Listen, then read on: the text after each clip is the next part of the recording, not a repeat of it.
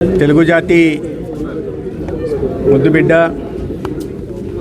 కవి కోకిల కళాప్రపూర్ణ పద్మభూషణ్ గుర్రం జాషువా గారి 130వ జయంతి సందర్భంగా వారి స్మృతికి నివాళులర్పిస్తున్నాను. గుర్రం జాషువా గారు ఒక సామాజిక సంస్కర్త.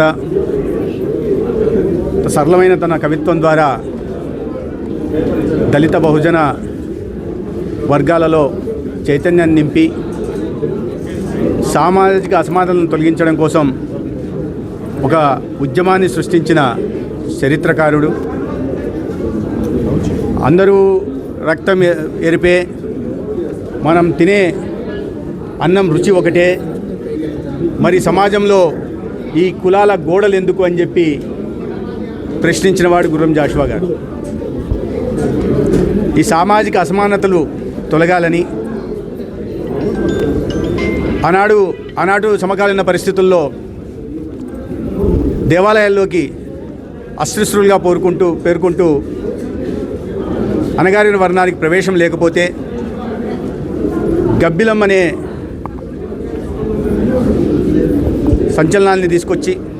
సంకలనాన్ని కాశీలో విశ్వనాథ స్వామి గుడికి ఒక గబ్బిలాన్ని దూతంగా పంపించి అందవికారంగా అందవిహీనంగా ఉంటున్న గబ్బిలాలకి గుడిలోకి ప్రవేశం ఉంది, కానీ అస్పృశ్యుల పేరిట మాపై నిషేధం ఎందుకుందని ప్రశ్నించిన వాడు, గలమెత్తిన వాడు గుర్రం జాషువా గారు. తండ్రి యాదవ సమాజానికి, తల్లి దళిత సమాజానికి చెందినప్పటికీ ఆనాటి పరిస్థితుల్లో ఈ పురుషాధిక్య సమాజం మహిళల మీద పెత్తనం చెలాయించడాన్ని ఆనాడే ప్రశ్నించాడు. అదేవిధంగా సమాజంలోని అసమానతలను ప్రశ్నిస్తూనే జాతీయవాద దృక్పథాన్ని కలిగిన వాడు గుర్రం జాషువా గారు. ఆనాడు ఛత్రపతి శివాజీని కీర్తిస్తూ వారు కవితలు రాసిన, షికాగోలో మన ఉత్కృష్టమైన సంస్కృతి సంప్రదాయాల్ని గురించి అమెరికా గడ్డ మీద స్వామి వివేకానంద మాట్లాడిన సందర్భంలో నరేంద్రుని కీర్తిస్తూ కవితలు అల్లిన, చాలా సరళంగా సమాజంలో ఉన్న తప్పొప్పుల్ని ఎత్తి చూపుతూ ప్రజల్లో చైతన్యాన్ని రగిలిస్తూ అదేవిధంగా జాతీయవాద భావాలను కూడా నెలకొల్పే దిశగా కూడా వారి రచనలు కొనసాగాయి, కవితలు కొనసాగాయి. అందుకనే ప్రభుత్వాలు వారి సేవలను గుర్తించి వారి కళాప్రపూర్ణ ఇచ్చిన, లేదా క్రీస్తు చరిత్రకి కేంద్ర సాహిత్య అకాడమీ అవార్డు వచ్చిన వారిలోని గొప్పతనం.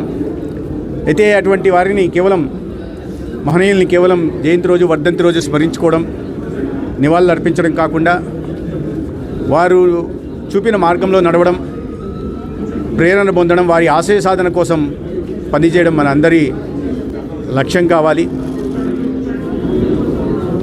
ఇవాళ కేంద్ర రాష్ట్ర ప్రభుత్వాల దిశగా ప్రయత్నాలు మొదలుపెట్టే, ప్రధానంగా మన ప్రధాని ఈ కులాల మధ్య గోడల్ని విధ్వంసం చేయడానికి వారికి సమాజంలో 4 కులాలు ఉన్నాయి. అది పేదలు, మహిళలు, రైతులు, యువకులను చాటి చెప్పారు. దానికి లోబడి అంత్యోదయ పేరుతో పేదరిక నిర్మూలన కోసం కొన్ని వందల పథకాలు తీసుకురావడం కారణంగా ఇవాళ 25 కోట్ల మంది భారతదేశంలో గత 10 సంవత్సరాల్లో పేదరికం నుంచి బయటకు వచ్చారు. అదేవిధంగా మహిళా సాధికారణ కోసం కానీ, వారికి వ్యక్తిగత స్వాతంత్రం కల్పించడం కోసం మరుగుదొడ్లు నిర్మించడం, లేదా మన రాష్ట్రంలో శ్రీశక్తి పేరుతో ఆర్థిక స్వాతంత్రం కల్పించేదిగా ఉచిత రవాణా సౌకర్యం కలిగించడం, రైతుల కోసం అది PM కిసాన్ నిధి కావచ్చు, అన్నదాత సుఖీబాబు కావచ్చు, ఫసల్ బీమా యోజన కావచ్చు, అదేవిధంగా యువకులకు కూడా ఉద్యోగ ఉపాధి అవకాశాలు కల్పించడం కోసం అనేక రకాలైన కార్యక్రమాలు తీసుకురావడం జరిగింది. ఏ అయితే మార్గాన్ని గుర్రం జాషువా గారు చూపారో ఆ మార్గంలో నడుస్తూ ఇవాళ ఈ సమాజంలో కుల మతాలు లేని సమాజాన్ని నిర్మించే దిశగా కూడా కేంద్ర రాష్ట్ర NDA ప్రభుత్వాలు ప్రయత్నం చేస్తూ ఉన్నాయి. మన్ కీ బాత్ దేశ ప్రధానిగా ఉంటూ తన ప్రధానమైన నాటి నుంచి ఆల్ ఇండియా రేడియో ద్వారా మన్ కీ బాత్ కార్యక్రమాన్ని చేపడుతూ ఇవాళ అనేక విషయాల పట్ల, అది పర్యావరణం కావచ్చు, చెట్ల పెంపకం కావచ్చు, లేదా చేతివృత్తులని ప్రోత్సాహం కలిగించడం కావచ్చు, లేదా చేనేతకి ఊతం ఇవ్వడం కావచ్చు, లేదా వ్యవసాయ రంగంలో వస్తున్న కొత్త నూతన విధానాలని కావచ్చు, లేదా టెక్నాలజీని మన దైనందిన జీవితాల్లో వాడుకోవడం కావచ్చు, అనేక విషయాల మీద ఒక సక్సెస్ స్టోరీని దేశవ్యాప్తంగా ప్రపంచవ్యాప్తంగా ఉంటున్న సక్సెస్ స్టోరీని చెప్పడం, అదేవిధంగా చాలామంది అన్సంగ్ హీరోస్ గురించి కూడా వారు ప్రస్తావించడం, మన ఇది పర్యాటకాన్ని ప్రోత్సాహిస్తూ మన దేశంలో ఉంటున్న అనేక పర్యాటక ప్రపంచంలో ఎక్కడా లేని విధంగా పర్యాటక కేంద్రాలు ఉన్నాయి. కానీ వాటిని ప్రమోషన్ స్వయంగా ప్రధానమంత్రి గారి ప్రమోషన్ ఇవ్వడం, అదేవిధంగా అది నాట్య కళలు కావచ్చు, సాహిత్య వైభవం కావచ్చు, లేదా ఉత్కృష్టమైన సంస్కృతి సంప్రదాయాలు కావచ్చు, లేదా ఘనమైన మన వారసత్వ సంపదను పరిరక్షించుకోవడం కావచ్చు, వాటిని అన్నింటినీ వర్ధమాన తరాలకి అదేవిధంగా భావి తరాలకు కూడా తెలియజెప్పే దిశగా వారు చేస్తున్న ప్రయత్నం ప్రతి నెల చివరి ఆదివారం రోజు మన్ కీ బాత్ పేరుతో సమాజంలో జరుగుతున్న విషయాల్ని లేదా దేశవ్యాప్తంగా జరుగుతున్న విషయాల్ని సమాజానికి తెలియజెప్పే ప్రయత్నం ఒక ప్రధానమంత్రిగా చేయడం అనేది చిన్న విషయం కాదు. అందుకనే ఇవాళ దేశ ప్రజల ఆదరణ పొందింది.